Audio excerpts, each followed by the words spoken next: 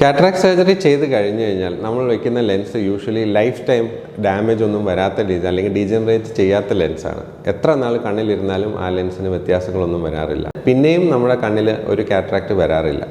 പക്ഷേ ഈ പുതിയ ലെൻസ് ഇടുന്നത് പഴയ ലെൻസിൻ്റെ ക്യാപ്സൂളിനകത്താണ്. ചില സമയത്ത് ഈ ക്യാപ്സൂൾ വെളുത്ത് വരികയും അതിൻ്റെ ക്ലാരിറ്റി കുറയുകയും ചെയ്യാം.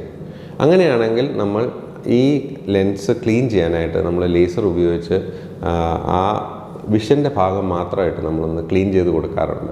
അതൊരു യൂഷ്വലി വൺ ടൈം പ്രൊസീജിയറാണ്. നമുക്ക് ചിലവർക്ക് അത് വരാറേ ഇല്ല. 2-3 മാസം കഴിയുമ്പോൾ ചിലവർക്ക് വരാം, ചിലവർക്ക് കൊല്ലങ്ങൾ കഴിഞ്ഞിട്ടായിരിക്കും ചിലപ്പോൾ വരുന്നത്. അപ്പോൾ അങ്ങനെ വന്നു കഴിഞ്ഞാൽ നമുക്ക് നമ്മുടെ ക്ലാരിറ്റി കുറച്ച് കുറയാൻ സാധ്യതയുണ്ട് കാറ്ററാക്ട് സർജറി കഴിഞ്ഞിട്ടാണെങ്കിലും. പക്ഷേ ഇത് ഒരു പ്രാവശ്യം നമ്മളൊന്ന് ക്ലീൻ ചെയ്ത് കൊടുത്തു കഴിഞ്ഞാൽ പിന്നെ അത് വരാറില്ല. കാറ്ററാക്ട് നമ്മുടെ കണ്ണിലുണ്ടോ ഇല്ലയോ എന്നുള്ളത് പലപ്പോഴും നമ്മൾ അറിയാണ്ട് പോകാൻ സാധ്യതയുണ്ട്. ഇതെന്താണെന്ന് വെച്ച് കഴിഞ്ഞാൽ ഇത് വളരെ പതുക്കെ പ്രോഗ്രസ് ചെയ്യുന്നൊരു ഡിസീസാണ് പലപ്പോഴും. ചിലവർക്ക് വളരെ പെട്ടെന്ന് മാസങ്ങളിലുള്ളിൽ കാഴ്ച പെട്ടെന്ന് മങ്ങിപ്പോവും. പക്ഷേ മറ്റു ചിലവർക്ക് വളരെ പതുക്കെ കൊല്ലങ്ങളോളം എടുത്തായിരിക്കും കാഴ്ച മങ്ങുന്നത്. അങ്ങനെയുള്ളവർ പലപ്പോഴും അതൊരു പ്രായത്തിൻ്റെ ഭാഗമായിട്ടുള്ള ഒരു കാഴ്ചക്കുറവാണോ ആയിരിക്കും, അത് ഒന്നും ചെയ്യേണ്ടതില്ല അല്ലെങ്കിൽ ചെയ്യേണ്ട ഒരു ആവശ്യം അവർക്ക് ചിലപ്പോൾ തോന്നില്ല. അവരുടെ ലൈഫ് സ്റ്റൈലിൽ അത്രയൊക്കെ കാഴ്ച വെച്ച് അവർ അഡ്ജസ്റ്റ് ചെയ്യുന്നവരും ഉണ്ടാവും. പക്ഷെ പലപ്പോഴും ഇത് ചെക്ക് ചെയ്യുമ്പോഴാണ് നമ്മളത് മനസ്സിലാക്കുന്നത്. സ്ഥിരമായിട്ട് കണ്ടുകൊണ്ടിരിക്കുന്ന കാര്യങ്ങൾ കുറച്ച് കഴിയുമ്പോൾ കാണാൻ പറ്റുന്നില്ല എന്ന് തോന്നുന്നുണ്ടെങ്കിൽ ഡെഫിനറ്റായിട്ടും നിങ്ങളുടെ കണ്ണ് ഡോക്ടറെ ഒന്ന് കാണിച്ച് എന്താണ് അതിപ്പോൾ കാണാൻ പറ്റാത്തത്, അത് മറ്റെന്തെങ്കിലും അസുഖങ്ങളുണ്ടോ, തിമിരമാണോ, അതിനെന്തെങ്കിലും ചികിത്സ ചെയ്യാൻ പറ്റുന്നതാണോ എന്നുള്ളത് കണ്ണ് ഡോക്ടറുമായിട്ട് ഡിസ്കസ് ചെയ്യുന്നത് നല്ലതായിരിക്കും. അങ്ങനെ ആകുമ്പോൾ നമുക്ക് ഈ പറഞ്ഞ പല കാര്യങ്ങളും നമുക്ക് ഡിറ്റക്റ്റ് ചെയ്യാനും ട്രീറ്റ് ചെയ്യാനും എളുപ്പമുണ്ട്.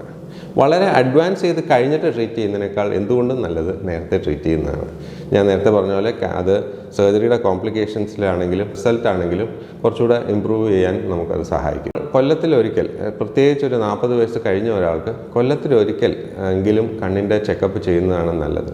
അത് തിമിരം മാത്രമല്ല, മറ്റസുഖങ്ങൾ ഡിറ്റക്റ്റ് ചെയ്യാൻ അത് സഹായിക്കും. നമ്മൾ ഞരമ്പിൻ്റെ പരിശോധന എന്ന് പറയുന്നത് അല്ലെങ്കിൽ റെറ്റിനയുടെ പരിശോധന, അത് നമ്മൾ ഡയലേറ്റ് ചെയ്ത്, അതായത് കണ്ണിൽ തുള്ളിമരുന്നൊഴിച്ച് കണ്ണ് നന്നായിട്ട് വിരിച്ചിട്ട് നമ്മൾ ആ റെറ്റിനെ പൂർണ്ണമായി പരിശോധിക്കേണ്ട ആവശ്യമുണ്ട്. ഈ കാഴ്ചയുടെ മങ്ങൽ തിമിരത്തിൻ്റെ തന്നെയാണോ അതെയോ റെറ്റിനയുടെ എന്തെങ്കിലും പ്രശ്നം കൊണ്ടാണോ എന്നുള്ളത് മനസ്സിലാക്കാൻ നമുക്ക് ഈ ടെസ്റ്റാണ് സഹായിക്കുക. ഇത് കഴിയുമ്പോൾ നമ്മൾ ചെയ്യേണ്ട ഒരു ടെസ്റ്റാണ് നമ്മൾ ലെൻസിൻ്റെ അളവെടുക്കുക എന്ന് പറയുന്നത്. അതായത് കണ്ണിൻ്റെ അളവെടുത്തിട്ട് നമുക്ക് ദൂരേക്കുള്ള കാഴ്ച മാക്സിമം ക്ലാരിറ്റിയിൽ കിട്ടുന്ന രീതിയിൽ കാൽക്കുലേറ്റ് ചെയ്തുള്ള ഒരു പവർ ലെൻസായിരിക്കും നമ്മൾ വയ്ക്കേണ്ടത്. അപ്പോൾ ആ ലെൻസ് കാൽക്കുലേഷനായിട്ട് നമ്മളൊരു സ്കാനും ബയോമെട്രി അങ്ങനെയുള്ള പ്രോസസ്സുണ്ട്. അപ്പോൾ അത് കാൽക്കുലേറ്റ് ചെയ്ത് കറക്റ്റ് ലെൻസ് വയ്ക്കുക എന്നുള്ളത് വളരെ ഇമ്പോർട്ടൻ്റ് ആണ്. ഇതൊക്കെ പറഞ്ഞാലും ചില പേഷ്യൻസിന് നമ്മൾ വെച്ച് കഴിയുന്ന ലെൻസിൻ്റെ പൊസിഷനിൽ ചെറിയ മാറ്റങ്ങൾ വരുന്നത് കൊണ്ടും ചെറിയൊരു പവർ വ്യത്യാസം വരാൻ സാധ്യതയുണ്ട്. എന്നാലും മെജോറിറ്റി ഓഫ് ദ പേഷ്യൻസ് നമുക്ക് കണ്ണാടി ഇല്ലാണ്ട് തന്നെ ദൂരേക്കുള്ള കാഴ്ച ക്ലിയർ ആക്കാനാണ് നമ്മൾ ശ്രമിക്കുക. പിന്നെ പ്രത്യേകം നമുക്ക് കണ്ണാടി ഇല്ലാണ്ട് വായിക്കണം എന്ന് പറയുന്ന പേഷ്യൻസിന് നമുക്ക് അതിൻ്റേതായ സ്പെഷ്യൽ ലെൻസുകളും വയ്ക്കാനുള്ള ഓപ്ഷൻസ് ഉണ്ട്. നമുക്ക് കാഴ്ചയ്ക്ക് മങ്ങലുണ്ടോ എന്ന് കണ്ടുപിടിക്കണമെങ്കിൽ നമ്മൾ ബേസിക്കലി എല്ലാ ദിവസവും കാണുന്ന കാര്യങ്ങൾ, അത് കാണുന്നതിൽ എന്തെങ്കിലും കുറവുണ്ടോ എന്ന് നമ്മൾ ഒന്ന് അറ്റൻഷൻ കൊടുക്കുന്നത് നല്ലതായിരിക്കും. ഡെയിലി കാണുന്ന കലണ്ടർ, ക്ലോക്ക്, അങ്ങനെ എന്തെങ്കിലും കാര്യങ്ങൾ നമുക്കിപ്പോൾ കുറച്ച് നാൾ കഴിയുമ്പോൾ അത് കാണുന്നില്ല എന്ന് നമ്മൾ ശ്രദ്ധിക്കുകയാണെങ്കിൽ ഡെഫിനറ്റായിട്ടും നമുക്ക് കണ്ണ് ഡോക്ടറെ ഒന്ന് കാണിക്കണം. സാധാരണ രീതിയിൽ നമ്മൾ മോണിറ്റർ ചെയ്യേണ്ട പേഷ്യൻസിനോട് ഇത് തന്നെയാണ് പറയാറ്. അതായത് നമുക്കിപ്പോൾ എന്തെങ്കിലും കാഴ്ചക്കുറവുണ്ടോ എന്ന് സ്പെഷ്യലായിട്ട് അറ്റൻഷൻ കൊടുക്കണം എന്നുള്ള പേഷ്യൻസിനോട് ഞങ്ങൾ പറയാറ്, വീട്ടിൽ ഒരു പൊസിഷനിൽ ഇരുന്നിട്ട് നമ്മൾ ഈ പറഞ്ഞ കലണ്ടറോ ക്ലോക്കോ അങ്ങനെയുള്ള ചെറിയ അക്ഷരങ്ങൾ ഉള്ള സാധനത്തിലേക്ക് നോക്കിയിരിക്കുക. അതെല്ലാ ആഴ്ചയും അത് ഒന്ന് നോക്കി നമുക്ക് ഇപ്പോഴും അത് കാണാൻ പറ്റുന്നുണ്ടോ, അതേ ക്ലാരിറ്റിയിൽ കാണാൻ പറ്റുന്നുണ്ടോ എന്നുള്ളത് നമ്മളൊന്ന് വെരിഫൈ ചെയ്യണം. അത് ഒരു കണ്ണ് മൂടി മറ്റേ കണ്ണ് വെച്ച് നോക്കുകയും അത് കഴിയുമ്പോൾ ഈ കണ്ണ് മൂടി ഈ കണ്ണ് വെച്ച് നോക്കുകയും ചെയ്താലേ നമുക്ക് ഓരോ കണ്ണിൻ്റെ കാഴ്ചയെ നമുക്ക് ശരിക്കും നോക്കാൻ പറ്റുള്ളൂ. പലപ്പോഴും അതുകൊണ്ടാണ് ഈ കാഴ്ചക്കുറവ് കാണാണ്ട് പോകുന്നത്. ആദ്യം ഒരു കണ്ണ് കുറച്ച് മങ്ങിയാലും മറ്റേ കണ്ണിൻ്റെ ക്ലാരിറ്റി ചിലപ്പോൾ കൂടുതലായിരിക്കാം. അപ്പോൾ അതുകൊണ്ട് ആ കണ്ണിൻ്റെ കാഴ്ച വെച്ചിട്ട് നമ്മൾ അഡ്ജസ്റ്റ് ചെയ്ത് പോകും. ഈ കണ്ണ് എന്തോരം മങ്ങുന്നുണ്ടെന്ന് നമ്മൾ പലപ്പോഴും അറിയാണ്ടും പോകും.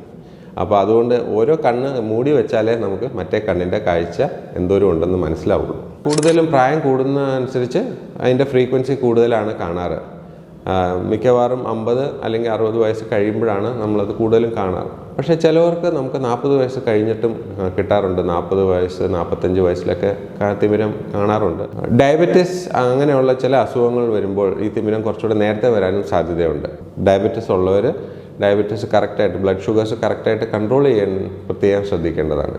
ഇത് തിമിരത്തിനെ മാത്രമല്ല കണ്ണിൻ്റെ ഞരമ്പിനെയും ബാധിക്കുന്ന ഒരു അസുഖമായതുകൊണ്ട് നമ്മുടെ കാഴ്ചശക്തി കൂടുതൽ നാളത്തേക്ക് മെയിൻറ്റെയിൻ ചെയ്യണമെന്നുണ്ടെങ്കിൽ നമ്മുടെ ഡയബറ്റിസ് കറക്റ്റായിട്ട് നമ്മൾ കൺട്രോൾ ചെയ്യണം. ഡയറ്റ് വഴിയും നമ്മൾ മരുന്നുകൾ വഴിയും കറക്റ്റായിട്ട് മെയിൻറ്റെയിൻ ചെയ്യുകയും ഫോളോ അപ്പ് ചെയ്യുകയും, അതായത് എല്ലാ കറക്റ്റ് ടൈമിലും ബ്ലഡ് ഷുഗേഴ്സ് ചെക്ക് ചെയ്യുകയും ചെയ്യേണ്ടതാണ്.